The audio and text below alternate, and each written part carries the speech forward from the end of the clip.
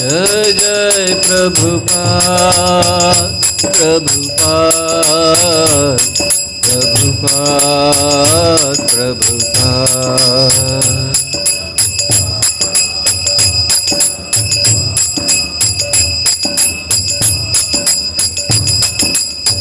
निताय गौर हरि बोल हरि बोल हरि बोल निताय गौर हरि बोल।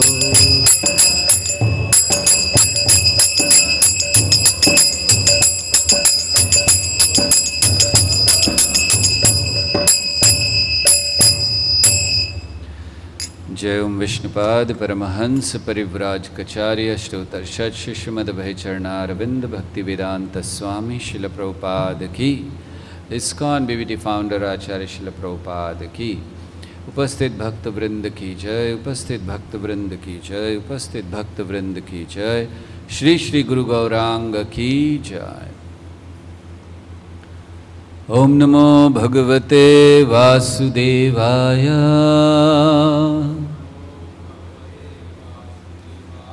ओम नमो भगवते वासुदेवाय। ओम नमो भगवते वासुदेवाय।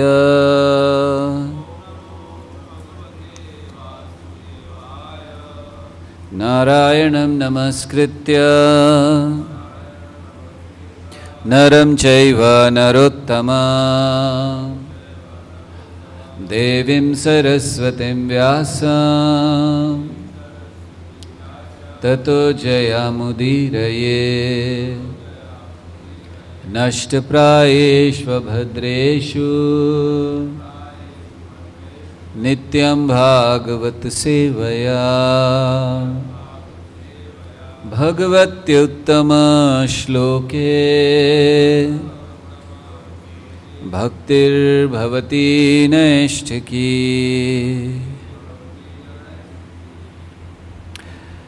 भागवत सार की श्रृंखला में 11वें स्कंद के 6ठे अध्याय पर चर्चा करेंगे। इसके पहले श्लोक को दोहराएंगे, कृपया आप सब दोहराइए। श्री शुक उवाच अथ ब्रह्मात्मजः देवे। वहां पर है नहीं, क्यों?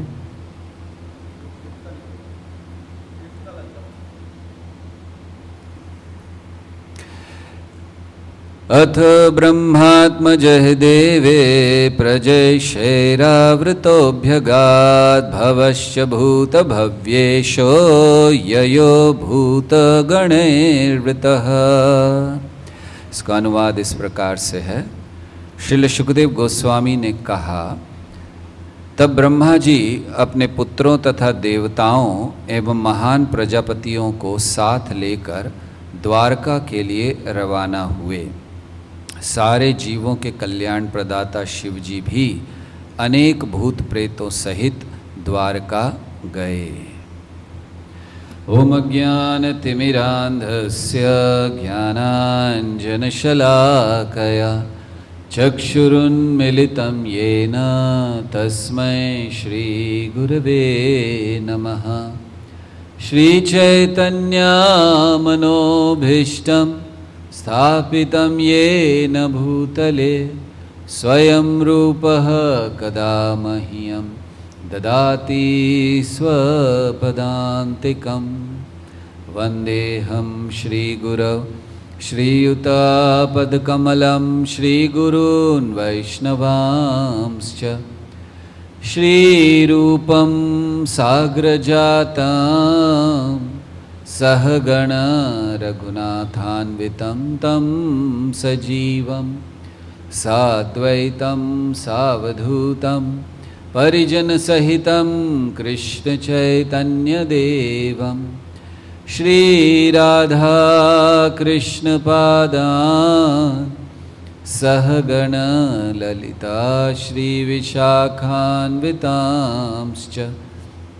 हे कृष्ण करुणा सिंधु दीनबंधु जगत्पते गोपेश गोपिका कांत राधा कांत नमस्तुते। तप्त कांचन गौरांगी राधे वृंदावनेश्वरी वृषभानुसुते देवी प्रणमामि हरिप्रिये। वाञ्छाकल्पतरुभ्यश्च कृपा सिन्धुभ्य एव च पतितानां पावनेभ्यो वैष्णवेभ्यो नमो नमः। नमो ॐ विष्णुपादाय कृष्णप्रेष्ठाय भूतले श्रीमते भक्तिवेदांत स्वामिनिति नामिने। नमस्ते सारस्वती देवे गौरवाणी प्रचारिणे निर्विशेष शून्यवादी पाश्चात्य देशतारिणे। जय श्री कृष्ण चैतन्य प्रभो नित्यानंद श्री अद्वैत गदाधर श्रीवासादि गौर भक्तवृंद। हरे कृष्णा कृष्ण कृष्ण हरे हरे, हरे राम राम राम हरे हरे।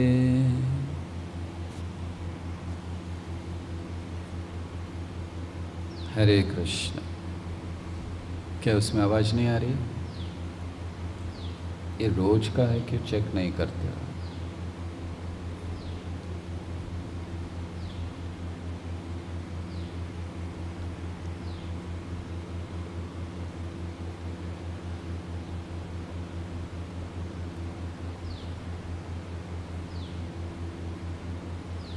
हरे कृष्ण कृष्ण कृष्ण हरे हरे, हरे राम राम राम हरे हरे।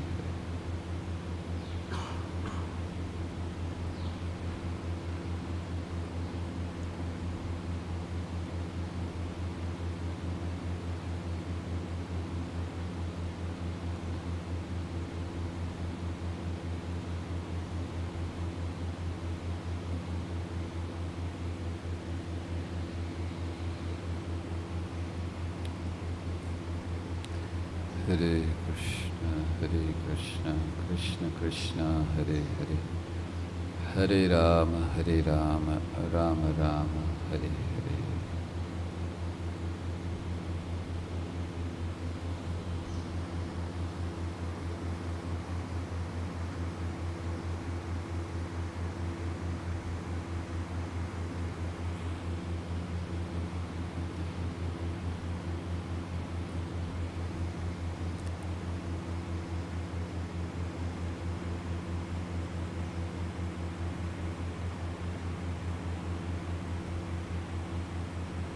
अब उसमें फ़ोटो चलेगी, इसमें चलेगी, अलग अलग आएगा ना, उसमें दिखाई कहाँ से देगा? आवाज़ ठीक से नहीं आएगी।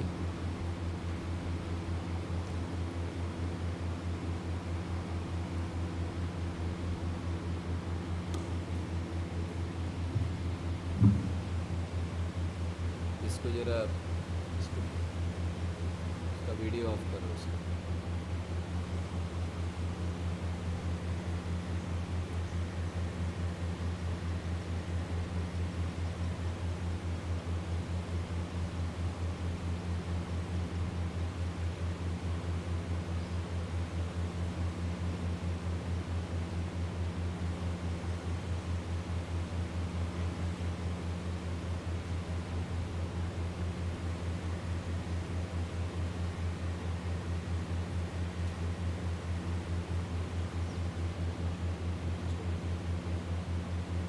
पहले से क्यों नहीं करके रखते? आपको बोला एयरटेल का सिम लाओ, वो भी नहीं ला रहे हो, सब उसी पे चला रहे हो, आपको रोज प्रॉब्लम हो रहा है।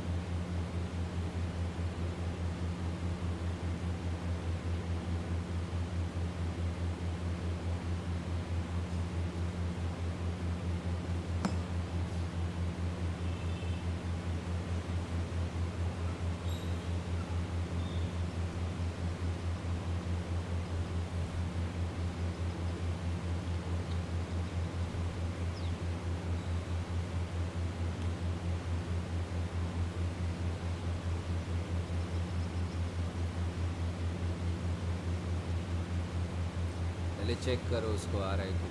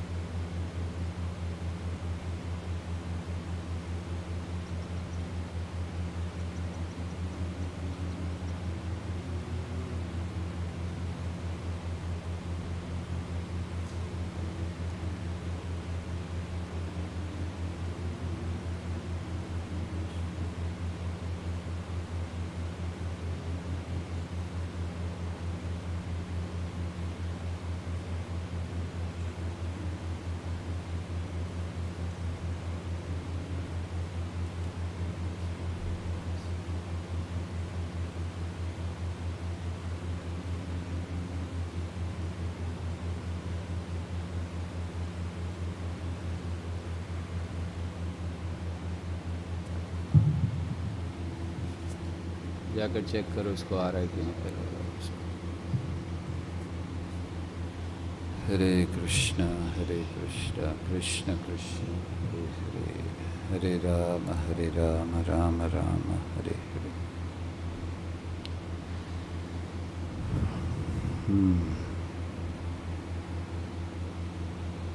वीडियो आ रहा है इसका?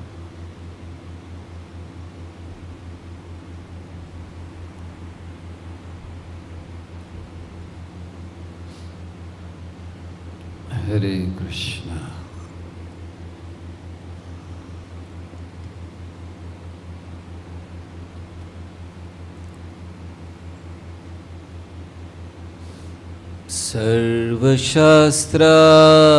सर्वशास्त्राब्धिपीयूषः सर्ववेदैकसत्फला सर्वसिद्धान्तरत्नाढ्या सर्वलोकैकदृक्प्रदा सर्वभागवतः प्राण श्रीमद्भागवतः प्रभो कलिध्वान्तोदिदादित्य श्रीकृष्ण परिवर्तिता परमानन्दपाठाय प्रेमवर्षक्षरायते सर्वदा सर्वसेव्याय श्रीकृष्णाय नमोस्तुते। मदेकबन्धो मत्सङ्गे मद्गुरो मन्महाधन मन्निस्तारकमद्भाग्य मदानन्द नमोस्तुते। असाधु साधु तदायीन् अतिनीचोचतः कर हानमुञ्च कदाचिन्मां प्रेम्णा हृत्कण्ठयोस्फुरा। हरे कृष्ण। आवाज आ रही है?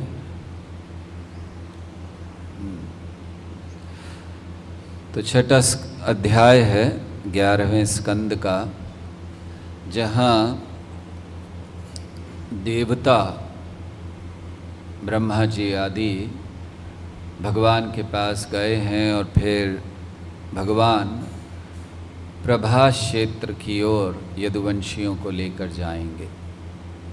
तो ये अध्याय है और पहले 6 श्लोकों में देवता भगवान के पास आते हैं, भगवान के दर्शन करते हैं। 7वें श्लोक से लेकर 19वें श्लोक तक देवताओं की प्रार्थनाएं हैं, भगवान के प्रति प्रार्थना अर्पण करते हैं। और फिर 20वें श्लोक से लेकर करीब 30-31 श्लोक तक देव भगवान से ब्रह्मा जी प्रार्थना करते हैं कि अब कार्य पूरा हुआ आपका, अब आप अपने धाम वापस जाइए। और फिर 31वें श्लोक से लेकर 40वें श्लोक तक भगवान वर्णन करते हैं प्रभास क्षेत्र में जाने का, प्रभास क्षेत्र का गुणगान करते हैं।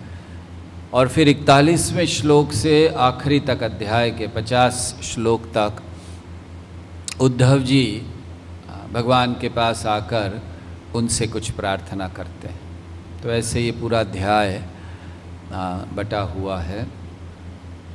तो प्रारंभ अभी जैसे हम लोगों ने श्लोक पढ़ा, ब्रह्मा जी प्रारंभ कर रहे हैं कि ब्रह्मा जी भगवान के पास जा रहे हैं सभी को लेकर।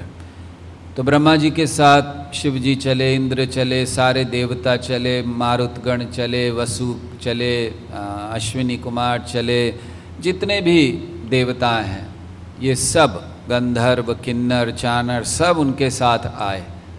क्यों? क्योंकि भगवान को देखना था, भगवान के दर्शन करने थे। तो यहाँ वर्णन है कि बड़े उत्सुक थे, आतुर थे भगवान के दर्शन के लिए। आचार्यगण समझाते कि ऐसा नहीं है कि देवताओं ने पहले कभी भगवान के दर्शन नहीं किए। भगवान मतलब भगवान के अवतारों के विस्तारों के वो दर्शन करते रहते हैं विष्णु रूप के। स्वर्ग में स्वयं वामन देव हैं, वो तो वहीं विराजमान रहते हैं, तो वामन देव के दर्शन होते रहते हैं। लेकिन उनमें उत्साह आतुरता थी कि आज कृष्ण के दर्शन करने जा रहे हैं हम, भगवान के, पूर्ण पुरुषोत्तम भगवान के, विष्णु के नहीं, कोई अवतार के नहीं, कोई विस्तार के नहीं, स्वयं पूर्ण पुरुषोत्तम भगवान के दर्शन करने जा रहे हैं। इसलिए देवताओं में बड़ी आतुरता थी। सभी लोग गए तो द्वारका पहुँचे। द्वारका पहुंचकर उन्होंने बड़े आराम से दर्शन किए। वर्णन किया गया है कि देवता आश्चर्य में थे। क्या आश्चर्य था देवताओं को? उनको आश्चर्य था कि जिन चरण कमलों का ध्यान योगी अपने हृदय में करते हैं, या बड़े बड़े तपस्वी ज्ञानी जिनको प्राप्त करने का प्रयास करते हैं, हम उनको साक्षात देख रहे हैं, उन भगवान को साक्षात देख रहे हैं। इसलिए बड़े आश्चर्य में थे कि हमारा कितना भाग्य है कि हम उनको देख पा रहे हैं। तो वे लोग वहाँ से बहुत सुंदर फूलों की माला बनाकर लाए थे, और ऐसा वर्णन है कि उन्होंने माला से पूरा ढक दिया। इतने फूल लाए थे भगवान के लिए कि माला से ढक दिया उनको। जब भगवान का श्रृंगार किया जाए तो बहुत से फूल होने चाहिए। भगवान को फूलों से बहुत श्रृंगार किया जाता है अलग अलग स्थानों पर। जैसे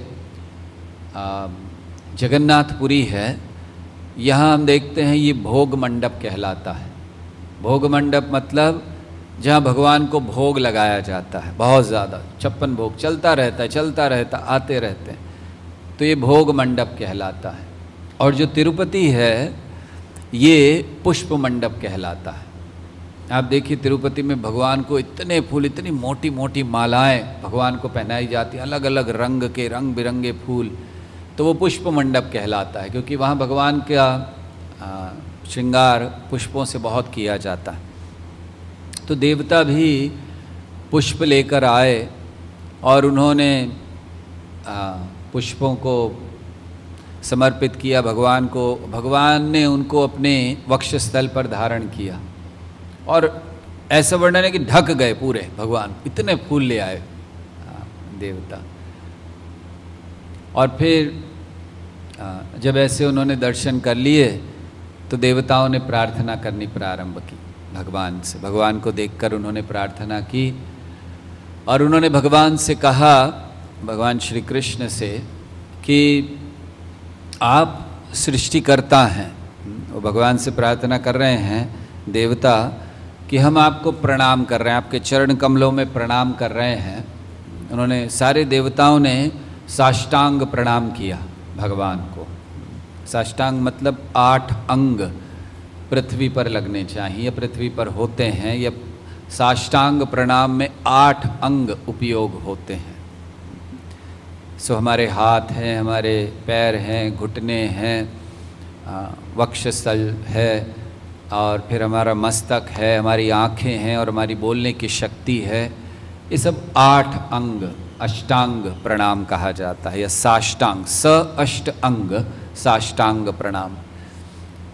तो उन्होंने प्रणाम किया सभी देवताओं ने, और फिर प्रार्थना करने लगे कि आपके चरण कमलों में हमारा प्रणाम है। आप सृष्टिकर्ता हैं, आप ही पालन करते हैं और आप ही संहार करते हैं। भगवान ये सीधे नहीं करते हैं, महाविष्णु के द्वारा करते हैं। तो उन्होंने कहा कि आप ही संहार करते हैं, आप ही पालन करते हैं, और फिर भी आप इनसे परे हैं, आप स्पर्श नहीं करते। तो यहाँ देवता बता रहे हैं कि दरअसल महाविष्णु जो ये कार्य करते हैं तो भगवान सीधे कार्य नहीं करते, वो उनसे परे हैं, स्पर्श नहीं करते। आचार्यगण समझाते हैं कि भगवान बहुत व्यस्त हैं, समय नहीं है उनके पास ये सब आकर सृष्टि की रचना करें, ये सब करें, बहुत व्यस्त हैं। किस में? गायें चराने में, अपने मित्रों के साथ आनंद लेने में, गोपियों के साथ लीला करने में, जंगल में, वन में, वृंदावन में घूमने में, गायों के पीछे पीछे जाने में। जैसे गोपियाँ कहती हैं, तृण चरानुगम श्रीनिकेतनम। तो वो कहते बहुत व्यस्त हैं, समय नहीं है उनके पास। इसीलिए महाविष्णु को ये कार्य उन्होंने दे दिया कि आप करो। और भगवान कभी भी भौतिक स्तर पर नहीं आते हैं, इस जगत में भी आते हैं तो वो वही करते हैं जो वृंदावन में कर रहे हैं, गोलोक वृंदावन में लीलाएं करते हैं। तो ऐसे देवताओं ने प्रार्थना की और फिर देवता कहते हैं कि कई लोग शुद्ध होने का प्रयास करते हैं, वेद शास्त्र पढ़ते हैं, वेदों को पढ़ते हैं, तपस्याएं करते हैं, दान देते हैं, बहुत सी ऐसी क्रियाएं करते हैं, लेकिन वे शुद्ध नहीं हो पाते। कौन व्यक्ति शुद्ध हो जाता है? जिसको श्रद्धा है। तो देखिए कई बार हम लोग अन्य लोगों की तपस्याओं से बड़े प्रभावित हो जाते हैं कि अरे फला फला धर्म में या फला फला स्थान पर वो व्यक्ति इतनी तपस्या कर रहे हैं, वो वस्त्र नहीं पहनते हैं, वो शेविंग नहीं करते हैं, वो केवल पानी पीकर जीते हैं, बहुत सारी चीज़ें हम लोग सुनते हैं। और कभी कभी ऐसा लगता है कि कितनी वो तपस्या कर रहे हैं और हम लोग खा पी कर मज़े में हैं, कुछ नहीं करते हैं। तो ऐसा लगता है कि तपस्या तो वो है, भगवान को तो वो प्राप्त करेंगे। तो यहाँ देवता कहते हैं कि लोग कितनी भी तपस्या कर लें, कितने वेद अध्ययन कर लें, कितना दान दे दें, कितने व्रतों का पालन कर लें, आपको प्राप्त नहीं कर सकते। क्यों? श्रद्धा अगर नहीं है। हाँ, वही सब चीज़ करते हुए अगर श्रद्धा है तो निश्चित भगवान को प्राप्त करेंगे, लेकिन श्रद्धा विहीन व्यक्ति इन चीज़ों से प्राप्त नहीं कर सकते। तो देवता समझा रहे हैं कि श्रद्धा को मजबूत कीजिए। जब हम भक्ति में आते हैं तो श्रद्धा 3 प्रकार की होती है। पहला, वो श्रद्धा जो आपको भक्तों के संग तक ले आती है। कई लोग होते हैं जो भक्तों के संग में आ जाते हैं, तो उनमें श्रद्धा है, कुछ सुनना चाहते हैं, भगवान के विषय में जानना चाहते हैं, तो ऐसी श्रद्धा केवल आपको भक्तों के संग तक लाती है। दूसरी श्रद्धा होती है कि जहाँ व्यक्ति शास्त्रों को बहुत अच्छी तरह से प्रस्तुत नहीं कर पाता, लेकिन उसको श्रद्धा होती है, विश्वास होता है कि जो भी शास्त्र में कहा गया है, जो भी भक्ति का मार्ग है वो सही है, गलती नहीं है, उसमें कोई संशय नहीं। और तीसरे प्रकार की श्रद्धा जहाँ उसका विश्वास भी बड़ा मजबूत होता है और शास्त्रों में भी बहुत अच्छा ज्ञान होता है। जय श्री श्री गौर नटराज दयाल निताई की जय। तो उसको शास्त्रों में भी बहुत ज्ञान होता है और ऐसा उसके आधार पर श्रद्धा होती है। तो श्रद्धा, इसको मजबूत कैसे करना चाहिए? हम सब में श्रद्धा है, हम आ जाते हैं, भक्तों के संग में आ जाते हैं, तो क्या इतना बहुत है? नहीं। श्रद्धा ये कोई एक समय का कार्य नहीं है कि बस अब मेरी श्रद्धा हो गई, अब मैं आ गया, ख़त्म। श्रद्धा हर रोज बढ़ानी है, हर रोज श्रद्धा है, बढ़ाना चाहिए, कार्य करना चाहिए उसके लिए। तो कैसे श्रद्धा बढ़ा सकते हैं? श्रद्धा ज्ञान से बढ़ती है, और श्रद्धा और ज्ञान ये शुद्धता से बढ़ता है। अगर हमारे अंदर शुद्धता नहीं है तो हम न तो ज्ञान को स्वीकार कर पाएंगे और ना ही श्रद्धा को बढ़ा पाएंगे। तो निश्चित श्रद्धा बढ़ाने के लिए ज्ञान चाहिए, लेकिन ज्ञान को स्वीकार करने के लिए शुद्धता चाहिए। इसीलिए अगर हमें श्रद्धा बढ़ानी है तो सबसे पहले हमें देखना चाहिए कि क्या हम एक शुद्ध जीवन जी रहे हैं या नहीं। सारे अशुद्ध कार्य करते हुए, अशुभ कार्य करते हुए हम श्रद्धा को बढ़ा नहीं सकते, चाहे कितना ही आप प्रयास कर लीजिए। तो देखना है कि क्या हमारे सारे कार्य ये शुद्ध हैं, हमें शुद्धि की ओर ले जा रहे हैं, हम प्रयास कर रहे हैं शुद्ध जीवन जीने का। और शुद्ध जीवन कब जीना है? जब केवल इस्कॉन में आए, एक दिन शुद्ध जीवन जीना है, फिर बाहर जाकर सारा गलत कार्य, या बस एक बार आ गए, अब हम इस्कॉन के भक्त हो गए, अब हमारा जीवन शुद्ध है? नहीं। ये जो माया जगत है, ये हमें अशुद्धि की ओर खींचने के लिए है। आप जब इस जगत में रहते हैं तो बहुत सारी चीज़ें खींचती हैं, तो हर रोज़ हर समय अपने आप को बचाना है, शुद्ध जीवन जीना है। तो श्रद्धा बढ़ती है जब हम ज्ञान लेते हैं, शुद्ध जीवन जीते हैं। श्रद्धा बढ़ती है जब हम बड़ी गंभीरता से भक्ति के मार्ग का पालन करते हैं। श्रद्धा बढ़ती है जब हम बहुत उत्साही भक्तों के साथ रहते हैं। अब ऐसे भक्तों के साथ रहिए जिनको कोई रुचि ही नहीं है कुछ करने की, श्रद्धा कहाँ से बढ़ेगी। लेकिन जब हम देखते हैं कि भक्त बड़े उत्साह से कीर्तन कर रहे हैं, बड़े उत्साह से सेवा कर रहे हैं, उत्साह से श्रवण कर रहे हैं, जप कर रहे हैं, श्रद्धा बढ़ जाती है।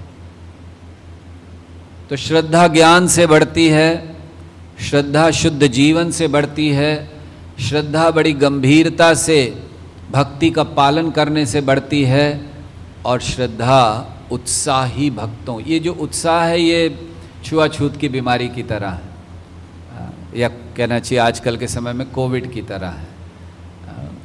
कोविड हो जाए तो बस वो क्या 2 गज दूरी रखनी पड़ती है ताकि फैले नहीं।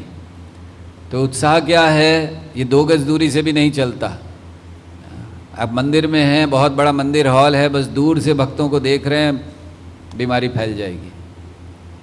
तो श्रद्धा बढ़ानी चाहिए क्योंकि यहाँ देवता कह रहे हैं एक ही चीज़ आपको बचा सकती है, और वो है दृढ़ श्रद्धा। उसको हमें उत्पन्न करना चाहिए अपने जीवन में। तो इसके बाद देवता कहते हैं, जब उन्होंने श्रद्धा की बात कर दी, अब वो कहते हैं भगवान के चरण कमलों के ओर प्रार्थना करते हैं। तो कहते हैं कि आपके चरण कमल, ये महान महान जितने भी ऋषि मुनि हैं उनके द्वारा भी आराध्य हैं आपके चरण कमल। और जो लोग मुक्ति की कामना करते हैं वो दिन में 3 बार आपके चरण कमलों का ध्यान करते हैं।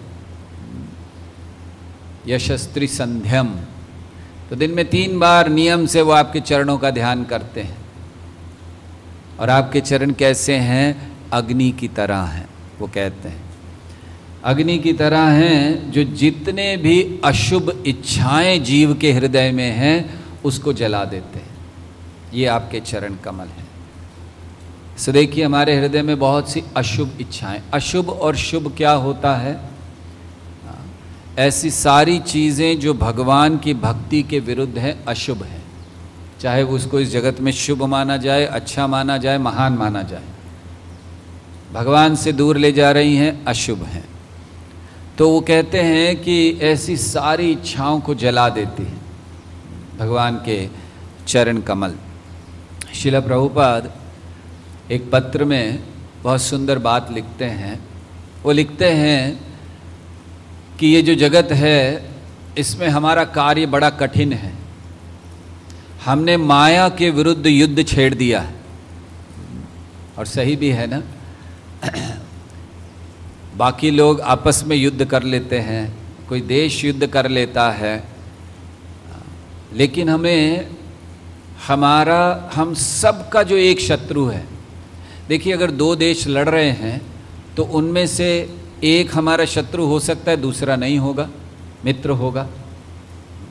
या फिर अगर हम किसी और चीज़ को शत्रु मानते हैं, तो इस जगत में ये शत्रु और मित्र की भावना ये किस पर आधारित है, अपनी इंद्रिय तृप्ति पर।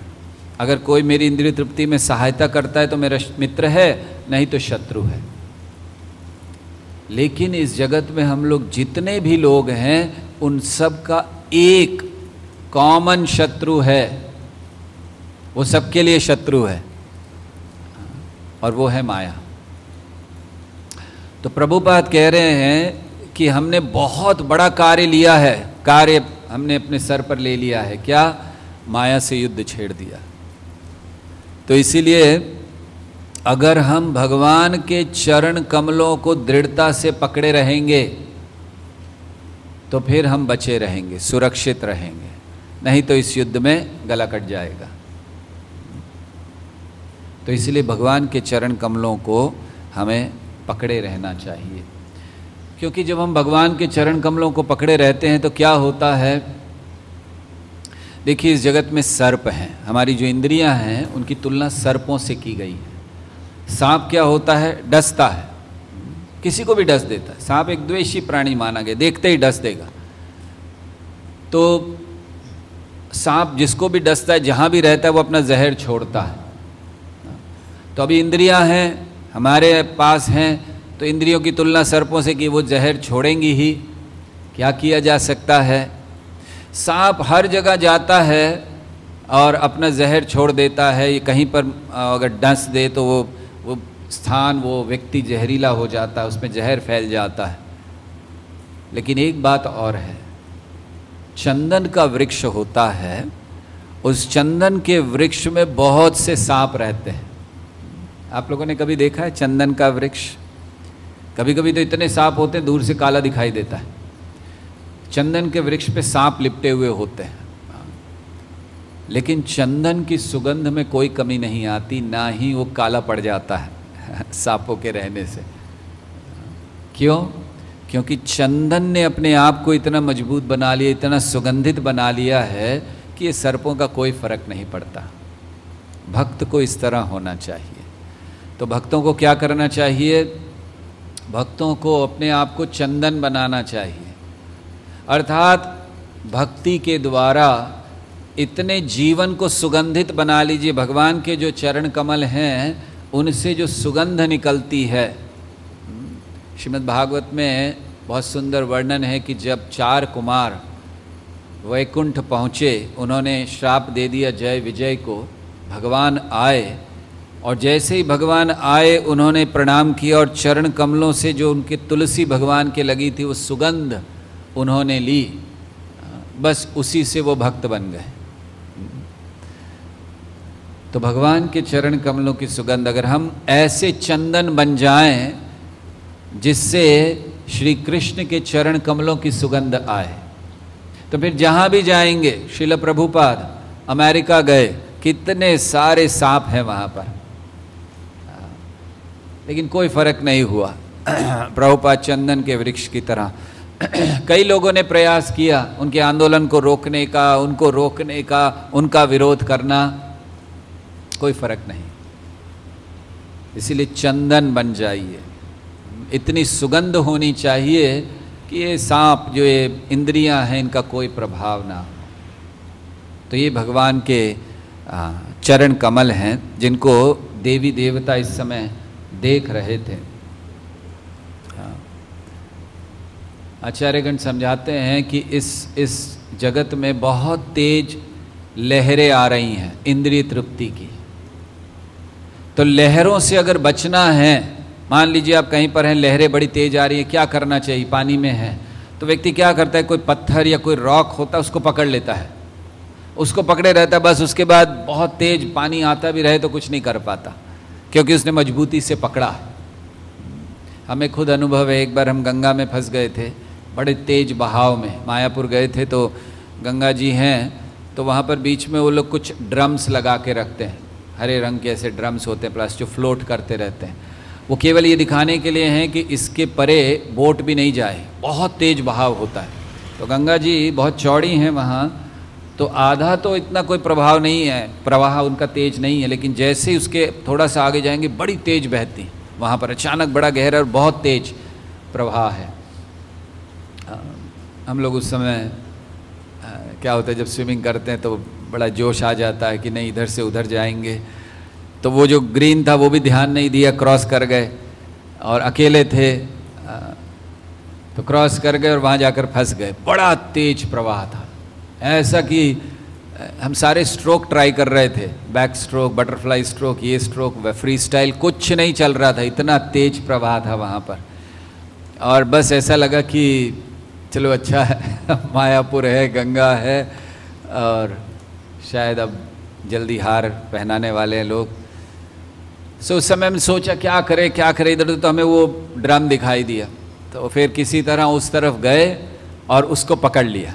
तो बस अब उसको पकड़ लिया था तो फिर प्रवाह उतना ही तेज था, बह रहा था, लेकिन फिर हम बच गए। फिर एक बोट आई, उसको बुलाया, आवाज़ दे के बोट आया, फिर उसमें बैठकर गए वापस।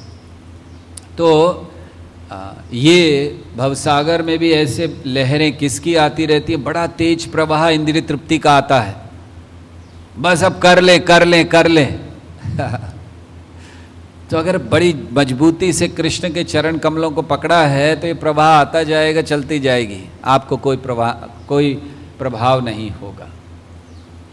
तो इसलिए बड़ी मजबूती से हमें भगवान के चरणों को पकड़ कर रखना चाहिए।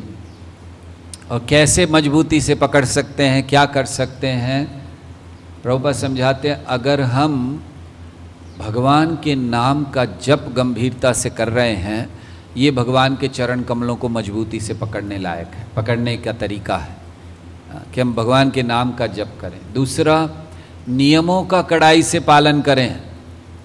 कितनी कड़ाई से हमें नियमों का पालन करना चाहिए, ये सोचकर जितनी मजबूती से आप वो पत्थर को पकड़ोगे या वो डूब रहे हो, बहाव तेज है, तो जब आप कितनी मजबूती से उस ड्रम को पकड़ोगे, उस मजबूती से हमें, उस कड़ाई से हमें नियमों का पालन करना चाहिए अपने आप को बचाने के लिए। तो इसलिए ये चरण कमलों को पकड़ना है। भक्त को रसग्रह बनना चाहिए। रसग्रह मतलब जो रस को ग्रहण करते हैं, सार को ग्रहण करते हैं, भगवान के चरण कमलों के स्वाद को ग्रहण करते हैं समर्पण के द्वारा। तो हमें भगवान के चरण कमलों की मधुरता को स्वाद लेना चाहिए, रसग्रह बनना चाहिए। और जब हम भगवान के चरण कमलों को पकड़ लेते हैं, समर्पण करते हैं, तो क्या प्रभाव होता है? तो पहला प्रभाव होता है कि जितनी भी हमारी इच्छाएं हैं, जो आकर्षण हैं इस जगत के, वो हमें आकर्षित नहीं करते। देखिए, जब तक हम इस जगत में हैं, कहीं ना कहीं आकर्षण बना रहता है। तो अगर श्री कृष्ण के चरण कमलों को बड़ी मजबूती से पकड़ा है तो कोई आकर्षण प्रभावी नहीं होगा। दूसरा प्रभाव, अकुतो भयम। इस जगत में जब तक व्यक्ति रहता है, भयभीत रहता है, डरा हुआ रहता है। अकुतो भयम, अकुतो भयम मतलब भगवान के चरण कमल पकड़े तो कोई भय नहीं रह गया। और इतना ही नहीं, जितनी भी ये इंद्रिय तृप्ति की कामना है, जो इंद्रियां हमें तकलीफ देती रहती हैं, इंद्रिय संयम बड़ा सरल हो जाता है। ये भगवान के चरण कमलों को मजबूती से पकड़ने का प्रभाव है। भगवान के चरण कमलों में बहुत मधुरता है। भगवान भी अपने चरण कमलों की मधुरता को स्वाद लेना चाहते हैं, इसीलिए अपने पाँव के अंगूठे को अपने मुंह में डाल लेते हैं, देखने के लिए कि क्या मधुरता है। सब भक्त कहते हैं बड़ा मधुर है, बड़ा मधुर है, हनी है, मधु है, तो मुझे भी टेस्ट करना है। तो भगवान पत्ते पर लेट जाते हैं और अपने ही अंगूठे को, पाँव के अंगूठे को लेकर अपने ही मुंह में डाल रहे हैं कि देखो क्या स्वाद है। और इसको ही बिल्वा मंगल ठाकुर लिखते हैं, करार विंदे न पदार विंदम मुखार विंदे विनिवेशयन्तम वटस्य पत्रस्य पुटे शयानम बालम मुकुंदम मनसा स्मरामि। गोविंद दामोदर माधवेति स्तोत्र में वो प्रारंभ करते हैं इसी दृश्य को देखते हुए कि भगवान वटस्य पत्रस्य पुटे शयानम, लेटे हुए हैं छोटे से बालक। इसलिए एक भगवान का नाम है वटपत्र शाही, कि वटस्य पत्र से, वटपत्र पे लेटे हैं और क्या कर रहे हैं, करार विंदे, अपने पैरों, अपने हाथों से उन्होंने अपने पाँव को लेकर मुख में डाल दिया। भगवान भी स्वाद लेना चाहते हैं। तो ऐसे ये भगवान के चरण कमलों का वर्णन देवता कर रहे हैं। और फिर वो कहते हैं, बहुत नम्रता से देवता कहते हैं कि भगवान आपको धन्यवाद देना चाहते हैं। आपने हमारे द्वारा, हम लोग ये जो फूल लेकर आए हैं, ये जो माला लेकर आए हैं, आपने अपने वक्ष स्थल पर इसको धारण किया है। हमें लग रहा है कि लक्ष्मी देवी कहीं नाराज ना हो जाए। देवता कह रहे, घबरा रहे हैं, वो कह रहे हैं आपने इतना कर लिया, हम तो बहुत, हमें आशा नहीं थी कि आप ऐसा करेंगे, लेकिन आपने इतना बड़ा, हम लोग को बहुत अच्छा लग रहा है, लेकिन डर भी लग रहा है कि कहीं लक्ष्मी देवी नाराज ना हो जाए, उनका स्थान है वक्षस्थल, और आपने यहाँ हमारे द्वारा लाए गए फूलों को धारण कर लिया, तो हो सकता है कि लक्ष्मी देवी को थोड़ा सा क्या कहते हैं कि द्वेष हो जाए या थोड़ा सा अच्छा ना लगे, लेकिन फिर भी आपने किया है, तो इसलिए आपके चरणों में प्रणाम है। आपके चरण वो हैं जो इस ब्रह्मांड में गंगा को लेकर आए हैं, गंगा जी का प्रवेश कराया उन्होंने, तो इसलिए वो चरण कमलों को प्रणाम करते हैं। और फिर कहते हैं कि आप परम नियंता हैं, सब कुछ आपके नियंत्रण में है, ये जगत सारा आपके नियंत्रण में है। और ये ब्रह्मा जी से लेकर चींटी तक ये सब संघर्ष कर रहे हैं इस जगत में, क्योंकि सारे नियंत्रित हैं काल के द्वारा। इसीलिए बताया गया है ना, आब्रह्मस्तंभ पर्यंतम सर्वमायामयं जगत् सत्यं सत्यं पुनः सत्यं हरेर्नामेव केवलम। सत्यम सत्यम पुनः सत्यम हरेर्नामेव केवलम, और बाकी सब ब्रह्मस्तंभ पर्यंतम सर्वमायामयम जगत। देवता कह रहे हैं कि वे सब नियंत्रित हैं काल के द्वारा। और फिर वो कहते हैं महाविष्णु, वो जो इसकी सृष्टि करते हैं, वो भी आपसे शक्ति प्राप्त करते हैं। देखिए, कई बार लोगों के मन में ये धारणा होती है कि भगवान श्री कृष्ण विष्णु के अवतार हैं और सारे ही विष्णु से आते हैं, कृष्ण भी एक अवतार हैं। देवता यहाँ बहुत स्पष्ट कर रहे हैं। जो लोग ये बात सोचते हैं उनको देवताओं की ये प्रार्थना दिखानी चाहिए। क्या कह रहे हैं, कौन कह रहे हैं, देवताओं में कौन कौन है? ब्रह्मा जी, शिव जी, गंधर्व, किन्नर सब खड़े हैं, और वो सब कह रहे हैं कि महाविष्णु को आपसे शक्ति मिलती है। आप महाविष्णु से नहीं आते हैं, आप महाविष्णु को शक्ति देते हैं, जिससे महाविष्णु ये रचना कर पाते हैं। और आप ऋषिकेश हैं, सारी इंद्रियों के स्वामी हैं, और सारी इंद्रियों के स्वामी होते हुए भी विचलित नहीं होते आप इंद्रिय से। और उदाहरण दे रहे हैं कि आपके 16,108 पत्नियां हैं, लेकिन आपको आपके मन को वो विचलित नहीं कर पा रही। ये 16,108 पत्नी, कभी कभी जब भी हम श्रद्धा की बात कर रहे थे, तो कोई जो नए व्यक्ति आते हैं, कभी सुनते हैं तो उनको कहा जाता है हम ये शरीर नहीं है, आत्मा है, थोड़ा विश्वास हो जाता है, श्रद्धा हो जाती है। फिर कहा जाता है कि जगत भगवान बना रहे हैं, भगवान चला रहे हैं, विश्वास हो जाता है। फिर हम कहते हैं श्री कृष्ण की 16,108 पत्नियां थी, तो थोड़ा सा संशय हो जाता है, ये क्या है 16,108 पत्नियां, ऐसा थोड़ी होता है। तो ये श्रद्धा थोड़ी सी वहाँ पर, तो थोड़ी बहुत श्रद्धा हो, लेकिन ये नहीं।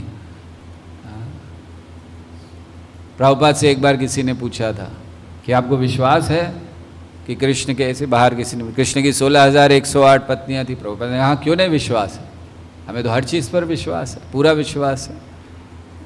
मतलब उसमें विश्वास ना करने लायक चीज़ ही क्या है, अगर कृष्ण की 16,108 पत्नियां थी। तो ऐसे वे कहते हैं। और फिर वो कह रहे हैं कि इस जगत में जितनी भी बद्धता है उसको समाप्त किया जा सकता है 2 चीज़ों से, आपकी कथा और आपके चरणों का धोया हुआ जल, या आपके चरणों से निकला हुआ जल। ये दोनों जीव को शुद्ध कर सकते हैं। तो इसके बाद ब्रह्मा जी भगवान के निकट गए और उन्होंने भगवान से कहा कि आप, पूर्व काल में मैंने आपसे प्रार्थना की थी कि आइए पृथ्वी का भार कम कीजिए, और हमारी प्रार्थना को सुनकर आप आए, बहुत आभारी हैं। और अब आपने 125 वर्ष, ब्रह्मा जी कहते हैं, यहाँ रहकर आपने जो भी कार्य करना था संपन्न कर दिया, पृथ्वी का भार कम कर दिया, असुरों को मार दिया, जिस कार्य के लिए आप आए थे आप कर चुके हैं। अब अगर आपकी इच्छा हो तो आप अपने धाम वापस जा सकते हैं। हम जब ये पढ़ रहे थे तो हमारे मन में आ रहा था कि ब्रह्मा जी ऐसे क्यों कर रहे हैं? आपके घर कोई आए हैं, आपने बड़े बड़े उत्साह से बुलाया है, आइए हमारे घर आइए, और अब आप उनको बोल रहे हैं कि अच्छा जाइए, और वो भी भगवान को ब्रह्मा जी बोल रहे हैं। ये कैसे बोल सकते हैं? आने के लिए तो ठीक है बोला, जाने के लिए बोल रहे हैं कि अब आप चाहें, आपकी इच्छा हो। हाँ, बड़ी नम्रता से उन्होंने कहा कि आपकी इच्छा हो तो आप वापस जाइए धाम में। तो प्रश्न ये आ रहा था हमारे मन में कि ब्रह्मा जी ऐसा क्यों कह रहे हैं, वापस जाने के लिए क्यों कहा? उनको तो, भक्तों को तो कहना चाहिए कि आप यहीं रहिए, आपके रोज हम दर्शन करेंगे, चलिए हमारे धाम चलिए, या थोड़ा स्वर्ग में आइए, कुछ करिए और रुकिए यहाँ पर। भगवान को तो रोकना चाहेंगे, और ब्रह्मा जी कह रहे हैं कि अब आप जाइए, काम हो गया आपका। क्यों? कारण पहला, ब्रह्मा जी अपना कर्तव्य पूरा कर रहे हैं कि उन्होंने बुलाया था, भगवान उनके कहने पर आए हैं, तो अब उनका कर्तव्य बनता है कि ये कहना कि बहुत धन्यवाद, आपने कार्य पूरा कर दिया हमारा, अब आपकी इच्छा हो तो अब आप जा सकते हैं। अर्थात ब्रह्मा जी अपना कर्तव्य कर रहे हैं कि हमारा कर्तव्य, हमने बुलाया था हमारे काम के लिए, अब हम नहीं रख सकते आपको ज़्यादा समय, क्योंकि हम जानते हैं कि कई और लोग चाहते हैं कि आप वहाँ जाएं, और अगर हम आपको पकड़ कर रखेंगे तो फिर ये अन्यों के लिए सही नहीं होगा। ये एक भक्त की भावना है। श्रील प्रभुपाद अगर चाहते तो पूरा समय अपना वृंदावन में रह सकते थे कृष्ण को पकड़कर, कि बस मैं और आप, और वही है कृष्ण है वृंदावन में, कृष्ण के संग में थे। क्या आवश्यकता थी अमेरिका जाने की? क्योंकि वो कृष्ण को ले जाकर अन्यों को देना चाहते थे कि नहीं नहीं, मैं केवल नहीं रखना चाहता हूँ, आप भी लीजिए, आप भी लीजिए। ब्रह्मा जी का ये भाव है कि मैं आपको यहाँ नहीं बनाए रखना चाहता हूँ, बाकी लोग भी हैं, अब आप उनका उद्धार कीजिए। तो इस भाव में ब्रह्मा जी ने भगवान से प्रार्थना की कि अब आप चाहें तो आप जा सकते हैं। तो जब ब्रह्मा जी ने ऐसी प्रार्थना की तो भगवान ने उनसे कहा कि हाँ, मैं बहुत समय से सोच रहा था कि सारा समाप्त हो गया, लेकिन ये यदुवंशियों का अभी तक कुछ नहीं हुआ, लेकिन अब ब्राह्मणों के श्राप से वो भी प्रारंभ हो गया है। बहुत जल्द यदुवंशी वो वापस जाएंगे इस धरती को छोड़कर, और फिर मैं भी जाऊंगा अपने धाम, और जाते जाते तुम्हारे स्थान पर आऊँगा। ब्रह्मा जी को कहा भगवान ने, जाते जाते ब्रह्मलोक होकर जाऊंगा, जब मैं वैकुंठ जा रहा हूँ, अपने धाम जा रहा हूँ, तो होते हुए जाऊंगा, चिंता नहीं करना। तो ब्रह्मा जी बहुत खुश हो गए, यहाँ भगवान आएंगे। और फिर तो भगवान ने कहा कि ठीक है। तो ये सब जब भगवान ने कहा तो फिर सारे देवता प्रार्थना करके चले गए। उसके बाद उद्धव जी आए भगवान के पास। उद्धव जी आकर श्री कृष्ण से कहते हैं कि मैं देख रहा हूँ, उद्धव जी के पहले भगवान ने देवताओं, यदुवंशियों से कहा, बुलाया सबको। तब उद्धव जी को पता चला, तो यदुवंशियों को बुलाया कि देखिए अब ब्राह्मणों ने हमें श्राप दिया है और उनके श्राप तो निश्चित पूरा होगा, तो अब ऐसा करते हैं हम लोग सब द्वारका छोड़कर अब प्रभास क्षेत्र चलते हैं। तो प्रभास क्षेत्र क्यों? तो भगवान कहते हैं कि पूर्व काल में चंद्रमा को भी श्राप मिला था और उसने आकर प्रभास में स्नान किया था और वो शाप से मुक्त हो गया था। भगवान स्वयं गुणगान कर रहे हैं प्रभास क्षेत्र का कि ये वो क्षेत्र है जहाँ पर दान करने से, स्नान करने से, पूजा करने से निश्चित व्यक्ति मुक्त हो सकता है। तो इसलिए हम सबको वहाँ चलना चाहिए। तो यदुवंशियों ने स्वीकार किया। तो जब उद्धव ने ये सुना तो वो भागे भागे आए कृष्ण के पास और उन्होंने कहा कि आपने ब्राह्मणों का श्राप स्वीकार किया, उसको नकारा नहीं। इसका अर्थ है कि आप भी अब वापस जाने वाले हैं। तो यहाँ उद्धव बहुत स्पष्ट कह रहे हैं कि भगवान को कोई श्राप कार्य नहीं करता। कई लोग हैं ऐसे, भारत में भी कई मूर्ख हैं जो कहते हैं कि अरे कृष्ण भगवान है, कैसे भगवान है, अपने परिवार को मिला श्राप तो वो दूर कर नहीं सके, उसके कारण सारे मर गए, तो फिर कैसे भगवान है। ऐसे मूर्ख लोग हैं जो कहते हैं। तो यहाँ उद्धव की ये बात, उनको ये भागवत दिखाना चाहिए। उद्धव कहते हैं कि आपने स्वीकार कर लिया, आपने उसको नकारा नहीं। आप चाहें तो उसको हटा सकते हैं, लेकिन आप नहीं कर रहे हैं। इसका कारण है कि आप वापस जाने वाले हैं। और उद्धव ने कहा कि मैं आपके बिना नहीं रह सकता। आपके चरण कमलों का आश्रय मैंने लिया है, उनके बिना मेरा जीवन संभव ही नहीं है। और वो कहते हैं कि होंगे बड़े बड़े योगी तपस्वी आपकी पूजा करने वाले, लेकिन हम आपके चरण कमलों के प्रति समर्पित है। और हमारा आनंद क्या है? आपने जो हार पहना है उसको धारण करना, आपने जो खाया है उच्चिष्ट है उसको ग्रहण करना, आपको जो अर्पण किए गए फूल हैं उसको सूंघना, ये हमारा आनंद है। और योगियों तपस्वियों को जो चाहिए करने दीजिए, हमें कोई चिंता नहीं है, हमारे लिए ये आनंद है आपके चरण कमलों की सेवा करना व्यक्तिगत रूप से। इसलिए आप मुझे अपने साथ ले चलिए, आप जाएंगे अपने साथ ले चलिए। एक बड़ी सुंदर बात उद्धव यहाँ बताते हैं कि भक्त भगवान के धाम क्यों जाना चाहता है। भक्त भगवान के धाम जाना चाहता है ताकि उनकी व्यक्तिगत सेवा कर सके, और कोई कारण नहीं, सेवा के लिए। तो उद्धव ने प्रार्थना की कि आप भी मुझे ले चलिए, साथ में ले चलिए। तो उस समय भगवान ने उद्धव से कहा कि ठीक है, जो तुम कह रहे हो ये सही है। अब मैंने योजना बना ली है, आज से 7वें दिन सारे यदुवंशी समाप्त हो जाएंगे। ब्राह्मणों के श्राप के कारण ये होगा ही, तो वे लोग चले जाएंगे और फिर मैं भी नहीं रहूँगा, मैं भी वापस जाऊँगा। और अब उद्धव ने कहा था मुझे ले चलिए, उन्होंने कहा तुम भी यहाँ नहीं रहना। तो फिर कहाँ रहना? यहाँ नहीं रहना तो कहाँ चलना मेरे साथ, या कहाँ जाना है, या क्या करना है तुम्हें? तो ये अब भगवान अगले अध्याय से उद्धव को बताना प्रारंभ करते हैं, जिसको उद्धव गीता कहते हैं। तो अगले अध्याय से उद्धव गीता प्रारंभ होगी। ये कई अध्यायों तक है, 7वें अध्याय से लेकर प्रायः 23वें अध्याय तक चलेगी ये उद्धव गीता।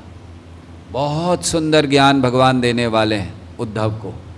जो भगवत गीता में अर्जुन को सिद्धांतों के रूप में दिया, उसको व्यवहारिक रूप में कथाओं के द्वारा, पिंगला की कथा, अवंती ब्राह्मण की कथा, ये सारी कथाओं के द्वारा उनको सिखलाएंगे भगवान। तो ये उद्धव गीता में अब भगवान विग्रह सेवा, बहुत महत्वपूर्ण वर्णन है पूरा अध्याय, कैसे विग्रह सेवा करनी चाहिए। तो ये सारी चीज़ें भगवान सिखलाएंगे। ये उद्धव गीता एक दृष्टि से बहुत दार्शनिक स्तर पर है, लेकिन दूसरी दृष्टि से बड़े व्यवहारिक तौर पर हमारे रोज के जीवन में बहुत सी चीज़ें समझने के लिए हैं। सो अब आगे इसका वर्णन अगले अध्याय से होगा, उद्धव गीता। हरे कृष्णा कृष्ण कृष्ण हरे हरे, हरे राम राम राम हरे हरे। हरे कृष्ण।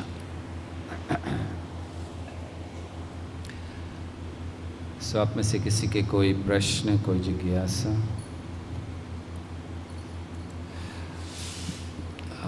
जगदीशानंद प्रभु।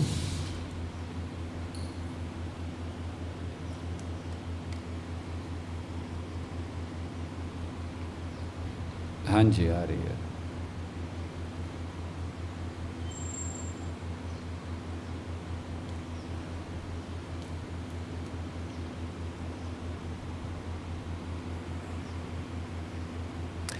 ओके, प्रश्न है कि जब सारे देवता गए ब्रह्मा जी के साथ, तो फिर उन्होंने भगवान के दर्शन किए, उनका उद्धार हो गया या नहीं? यही प्रश्न है प्रभु। ओके, भगवान ने उन सब से कहा कि आप जाइए वापस, जैसे ब्रह्मा जी को कहा जाओ, आप जाते जाते आपके धाम में आके जाएंगे। तो प्रश्न ये है कि वापस देवता क्यों चले गए? उनका तो उद्धार हो जाना चाहिए था, भगवान के दर्शन कर लिए, भगवान से प्रार्थना कर ली, अब और क्या चाहिए? तो जब तक जीव की सेवा इस जगत में होती है, भगवान उनको यहाँ रखते हैं। जैसे नलकुंवर और मणिग्रीव दामोदर लीला के बाद दोनों सामने आए, उन्होंने प्रार्थना की, प्रदक्षिणा की। उस समय भगवान ने उनसे भी यही कहा, जहाँ से वापस जाओ, जीवन के अंत में मेरे पास आओगे। तो इस समय भी भगवान ने उनको सबको वापस भेजा, क्योंकि उनकी सेवाएं हैं इस जगत में, ब्रह्मांड में, और जीवन के अंत में वो निश्चित भगवान के धाम जाएंगे। ठीक है जगदीशानंद प्रभु।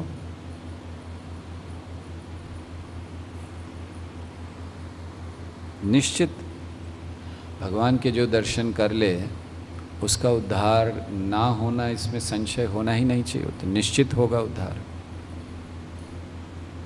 हरे कृष्ण। हाँ, राजीव प्रभु। हरे कृष्ण।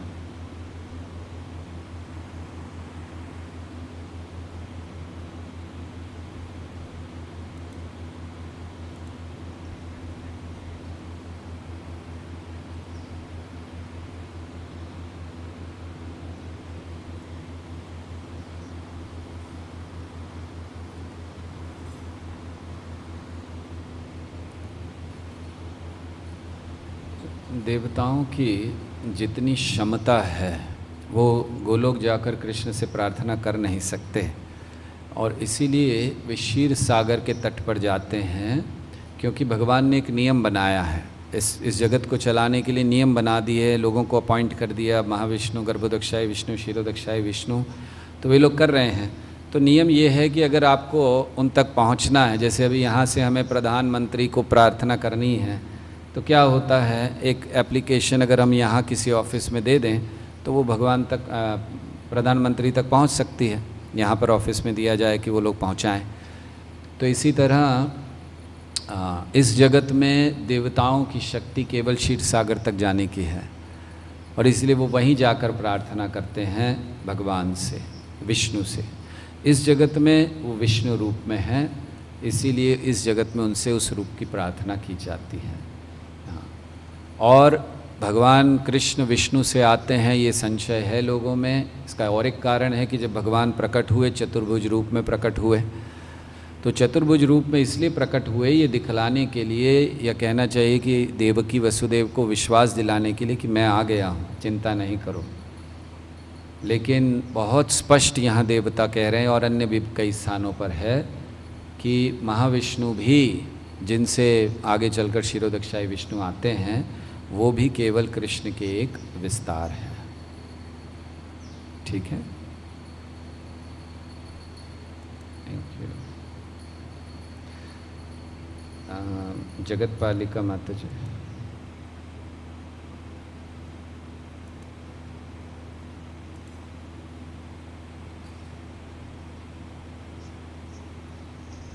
हरे कृष्ण।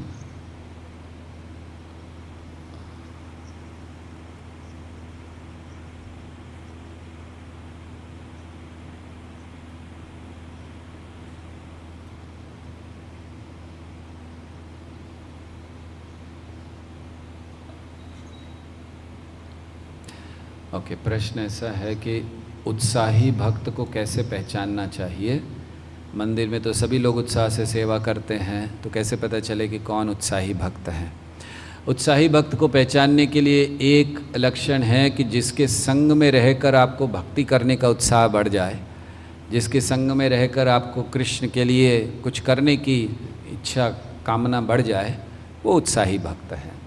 दूसरा, बाहरी दृष्टि से देख सकते हैं, जो हमेशा सेवा में रत रहें, या बाहरी दृष्टि से भी एकदम डल ना हो, अरे कौन करे, सब छोड़ो, कौन करना है, तो एक उत्साह वो देखा जाता है। लेकिन प्रमुखतः जिसके संग में रहकर हमारे अंदर भक्ति का उत्साह बढ़ जाए, जिसके साथ सेवा कर कर, जिससे सुनकर, कभी कभी जिनको देखकर, भगवान के महान भक्त होते हैं, सन्यासी इत्यादि आते हैं, हम लोग ना उनके बहुत निकट जा पाते हैं, ना ही उनकी सेवा कर पाते हैं, लेकिन केवल देखने मात्र से बहुत उत्साह बढ़ जाता है। तो ये उत्साही भक्तों को पहचानने के लक्षण हैं। और एक प्रश्न है यहाँ, दुर्योधन ने भी भगवान के दर्शन किए, क्या उसका भी उद्धार हुआ और भगवान के पास गया? आपको क्या लगता है, दुर्योधन गया होगा या नहीं गया होगा? श्रील प्रभुपाद भागवतम के पहले स्कंद में लिखते हैं, जितने भी लोग वहाँ पर मारे गए वो सब वैकुंठ गए। ये वर्णन है, जितने भी लोग। अब जितने भी लोगों में दुर्योधन भी आता है, दुशासन भी आता है, कर्ण भी आता है, तो जितने भी मारे गए वो सब भगवान के धाम गए। महाभारत में वर्णन है, अगर आपने महाभारत पढ़ा है, कि जब युधिष्ठिर इस स्वर्ग पहुँचे, आप जानते हैं पांचों भाइयों ने चलना, द्रौपदी और पांचों भाइयों ने चलना प्रारंभ कर दिया, एक के बाद एक गिरते गए। पहले द्रौपदी गिरी, फिर सहदेव, फिर नकुल, फिर अर्जुन, फिर भीम, और हर एक के कारण दिए युधिष्ठिर महाराज ने कि वो क्यों गिर रहे हैं। और फिर युधिष्ठिर के लिए रथ आया और युधिष्ठिर स्वर्ग चले गए। जब वो स्वर्ग में पहुँचे तो उन्होंने देखा कि स्वर्ग में दुर्योधन, दुशासन, कर्ण, ये सब आनंद ले रहे हैं। पांडव कहीं दिखे नहीं, उनके भाई कहीं नहीं दिखे, अर्जुन नहीं दिखा, भीम नहीं दिखे, नकुल सहदेव नहीं, और वो लोग सब आनंद ले रहे हैं। अरे युधिष्ठिर को बड़ा आश्चर्य हुआ, ये लोग कैसे स्वर्ग में आ गए। और फिर युधिष्ठिर ने पूछा मेरे भाई कहाँ हैं, तो उन्होंने कहा ये ले चलते हैं। तो लेकर गए एक बड़ा गंदा सा स्थान, बदबू आ रही है, और वहाँ से आवाज़ें आने लगी उनको, भीम की, अर्जुन की, नकुल की, बचाइए हमें, बचाइए हमें, बचाइए। युधिष्ठिर महाराज हैरान हो गए कि ये सारे लोग स्वर्ग में आनंद ले रहे हैं और मेरे भाई सब नरक में सड़ रहे हैं। तो फिर उनसे कहा गया चलिए आपका स्थान तो स्वर्ग में है। तो उन्होंने कहा नहीं नहीं, मेरे भाई सब यहाँ हैं तो मैं यहीं रहूँगा। तो बहुत कहा उनको, कह रहे नहीं आपके लिए नहीं है, वहाँ चलिए। तो फिर उन्होंने कहा नहीं। और फिर दरअसल ये एक परीक्षा थी, युधिष्ठिर की 3 परीक्षाएं हुई थी, उनमें से एक परीक्षा थी कि देखने के लिए कि अंत में भी जाने से पहले युधिष्ठिर के मन में इतनी सी भी भावना खुद आनंद लेने की है या नहीं। तो फिर उसके बाद वर्णन किया गया कि सभी लोग दरअसल वहाँ से वैकुंठ में गए। तो इसलिए दुर्योधन नहीं गया ये हो नहीं सकता, वो भी गए। आप जब जाएं वैकुंठ तो पूछिएगा, मिलिएगा दुर्योधन से और उसको पूछिएगा तुम कैसे आ गए। ठीक है। हमारा जीवन अशुद्ध है, उसको कैसे पहचाने? बहुत अच्छा प्रश्न है। हमारा जीवन अशुद्ध है, हमें कैसे पता चले? अगर हमें भगवान के नाम के प्रति रुचि नहीं बढ़ रही है, हमारा जीवन अशुद्ध है। अगर हमें भक्तों से प्रेम नहीं हो रहा है, हमारा जीवन अशुद्ध है। अगर हमें भक्तों के साथ रहकर भी भौतिक भावना बढ़ रही है, हमारा जीवन अशुद्ध है। अगर हम अपनी इंद्रियों को वश में नहीं कर पा रहे हैं, हमारा जीवन अशुद्ध है। अगर हमें दिन में कृष्ण के अलावा, भक्ति के अलावा, प्रचार के अलावा और कुछ भी स्मरण आ जाता है, हमारा जीवन अशुद्ध है।